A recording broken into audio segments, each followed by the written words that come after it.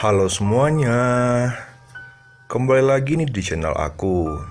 Hari ini aku mau cerita tentang makhluk kecil, botak, dan penghasil uang secara instan nih. Udah tahu ya? Yah, tuyul. Pertama aku nggak tahu ya, ini makhluk terbilang sejenis jin atau sejenis setan. Tapi tuyul memang dipercayai benerannya bagi sebagian manusia di negara kita ini. Orang biasa menggunakan tuyul dalam pesugihan penghasil uang sebagai alat pencuri uang yang kasat mata. Oh iya, sebelumnya kalian tolong subscribe dulu ya, biar bantu aku mengembangkan channel ini. Udah ya, langsung aja nih. Menurut kepercayaan masyarakat, tuyul berasal dari janin manusia yang meninggal sebelum dilahirkan. Roh si janin kemudian menjadi tidak tenang dan berubah menjadi sosok tuyul. Hal ini dimanfaatkan oleh pelaku pesugihan untuk memanggil sosoknya melalui ritual tertentu. Ritual itu sekaligus menjadi perjanjian antara pelaku pesugihan dan si tuyul. Kebiasaan tuyul mencuri uang tidak terlepas dari keinginan manusia untuk menjadi cepat kaya secara mudah tanpa harus berusaha. Sifat malas dan licik manusia juga akhirnya menghasilkan makhluk tuyul ini.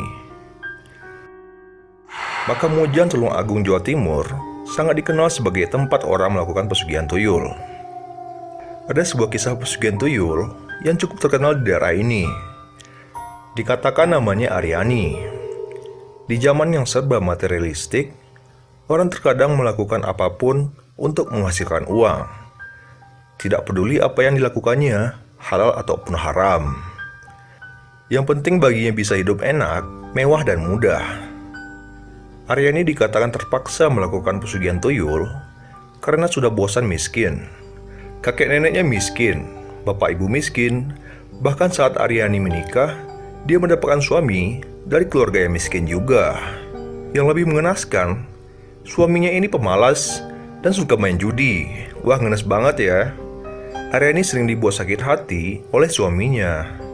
Tidak hanya sakit hati karena tidak pernah diberi uang belanja, bahkan uang yang didapatkan Aryani dari bekerja pun masih direbutnya. Karena kesulitan uang inilah, Aryani kemudian mendatangi Mkamujang di Tulung Agung, Jawa Timur. Suatu malam, sehabis mengunjungi Mkamujang, Aryani bermimpi didatangi oleh sosok anak botak yang menangis dan meminta air susunya. Anak ini terus menangis dan memohon untuk air susu Aryani, hingga akhirnya dia luluh dan memberikan kepada bocah itu. Tapi saat dia menghisapnya, bocah itu mencengkram dada Aryani dan tidak henti-hentinya menghisap susu dari Aryani, yang menyebabkan dadanya mulai sakit. Karena merasakan sakit di dadanya, Aryani pun sadar dari tidurnya. Tapi mimpi itu terasa sangat nyata, bahkan pakainya berantakan seperti orang yang habis menyusui anaknya. Mimpi itu terus berlanjut hingga akhirnya Aryani sadar bahwa ia diikuti oleh sosok tuyul. Dia mulai iseng menyuruh makhluk itu untuk mencari uang dan memberikannya kepada Aryani. Uang yang dihasilkan tidak pernah banyak, tapi itu datang setiap hari. Tapi intinya bukan di situ. Usaha Aryani di pasar semakin berkembang yang dia yakini karena tuyul itu. Dia yang dulunya hanya pedagang kaki lima mempunyai toko besar di pasar itu yang selalu ramai didatangi pembeli. Aryani yakin ini disebabkan oleh makhluk kecil itu. Tak lambat laun, Aryani menjadi bergelimang harta dan kaya. Tapi semua kekayaan yang didapatkan oleh Aryani tidak tanpa biaya dan akibat yang menyertainya. Wajah Aryani tampak kusam dan tidak bernyawa seakan rohnya tidak ada di tubuhnya. Tubuh Aryani menjadi sangat kurus seperti kayu kering, dan kulitnya tampak tidak sehat seperti orang yang sakit sudah lama. Hal ini mungkin disebabkan oleh si tuyul yang menghisap habis sari-sari kehidupan dari tubuh Aryani. Walaupun memiliki banyak uang untuk makan mewah dan sehat, tubuh Aryani tidak mencerminkan hal ini. 10 tahun sejak memulai pesugihan tuyul ini, musibah mulai mendatangi Aryani satu persatu.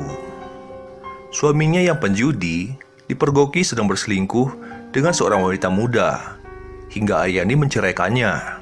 Kehilangan suami tidak terlalu mengganggu Aryani, karena dia memang tidak terlalu mencintai suaminya yang penjudi. Tapi suatu hari, kejadian yang menghancurkan hatinya terjadi. Anak lelaki satu-satunya yang dimiliki oleh Aryani meninggal dalam sebuah kecelakaan. Aryani sangat sedih dan putus asa akan kejadian ini.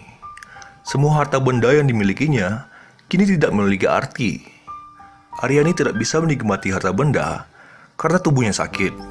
Suaminya berselingkuh sehingga dia menceraikannya. Dan anaknya yang sangat disayanginya meninggalkannya untuk selamanya. Dunia Aryani hancur dan tidak memiliki arti. Begitulah kisah pesugihan tuyul Aryani. Setelah kematian anaknya, Aryani dikatakan menjadi gila. Ada juga yang mengatakan Aryani tiba-tiba menghilang seperti ditelan bumi. Tapi ada juga yang mengatakan kalau cerita ini hanya fiksi untuk memperingatkan orang akan pesugihan tuyul. Apapun itu, pesugihan tuyul merupakan sesuatu yang tidak baik dilakukan karena termasuk syirik. Hendaknya kita selalu berserah diri kepada Tuhan Yang Maha Kuasa dan tidak pernah terjebak pada sesuatu seperti pesugihan. Pesugihan mungkin berhasil, tapi yakinlah, jin dan setan hanya membantu manusia hanya untuk menjerumuskan manusia dan menyeret manusia bersama mereka ke neraka. Sekian cerita pesugihan tuyul. Apabila kalian punya kritik dan saran, tolong tulis di kolom komentar ya. Terima kasih sudah menyaksikan. See you next time.